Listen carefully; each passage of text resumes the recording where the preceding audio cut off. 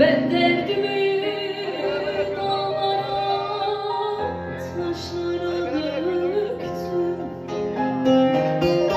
Dağlar taşlar dedi bana, yoktur derdimi.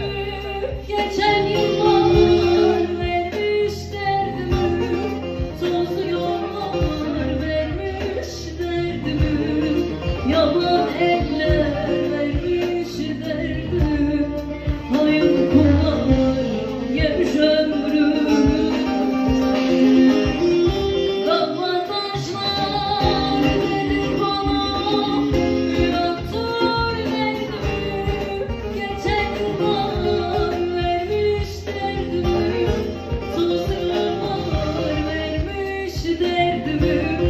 Yaban eller vermiş derdimi, hayır kullar yemiş ömrümü.